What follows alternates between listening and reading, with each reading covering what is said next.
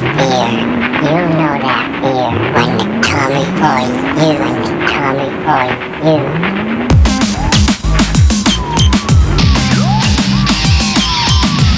I could've said, shade of dark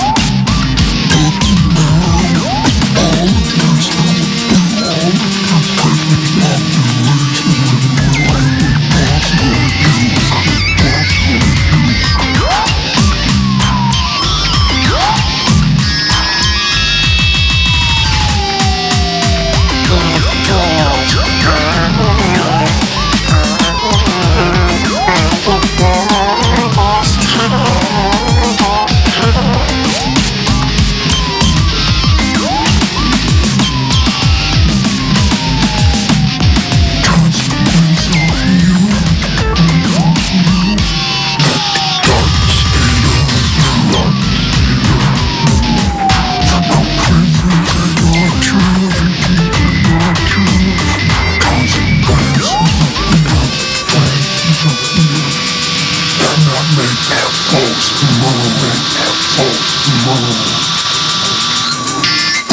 Gotcha!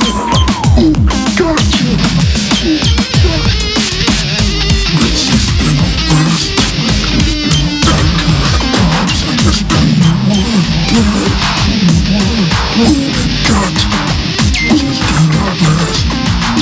Back to the tops. I guess you are awesome thread. Awesome thread. Gotcha! This is the last. I ran back to the tops. I guess you were dead. You were dead.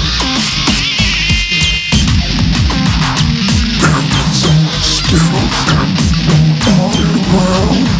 I guess you were dead. Everybody uptown. Everybody uptown. Everything was beautiful. What's going on around? I guess you were dead. All goes uptown. Goes uptown.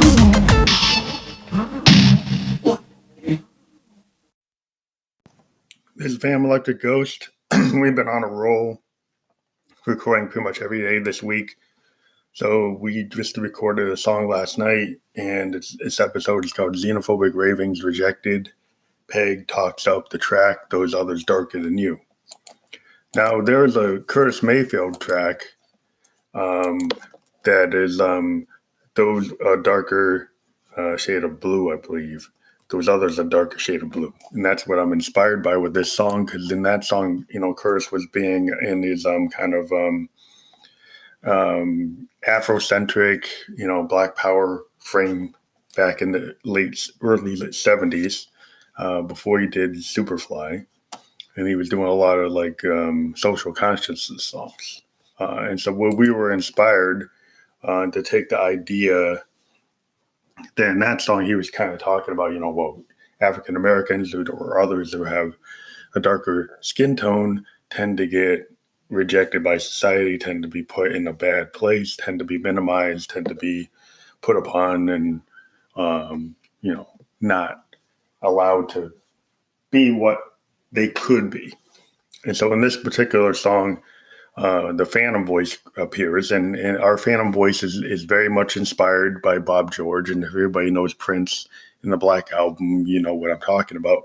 So we're using the VT4 vocal transformer with a low pitch on my voice, which is already low, with a format to get that kind of trippy Bob George voice, and that's the Phantom's voice tends to be that way.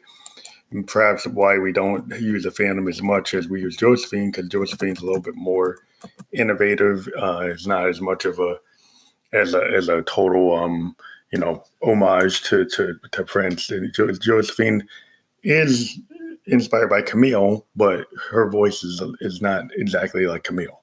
I would say that the Phantom's voice is closer to Bob George. So we'll get to that. Or spooky electric, as Prince would have called him. So this song was interesting because we used the System 1M to do, from Roland, to do this kind of siren thing that we had going on with the Portamento and LFOs.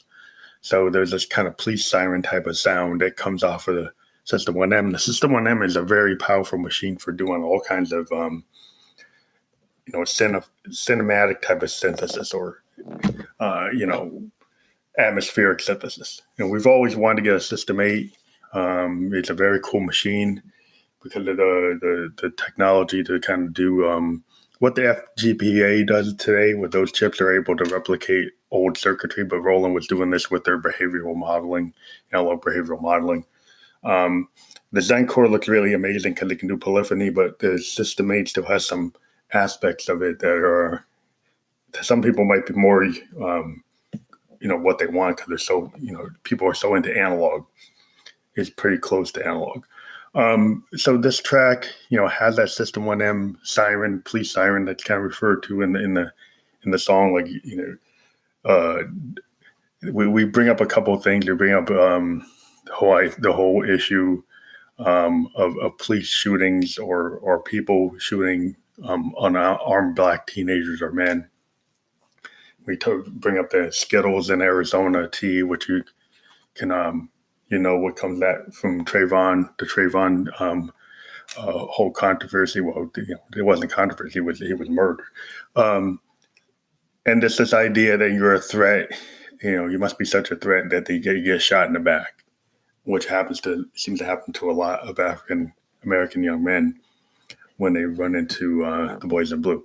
So that's what this song is really getting into, and we have a lot of other things going on in terms of our analog sense. We've got some significant LFO modulation happening on the Moog Mother 32, the Arturia Mini Brute 2S, and the DFAM, which we're using to create kind of sonic percussive sounds.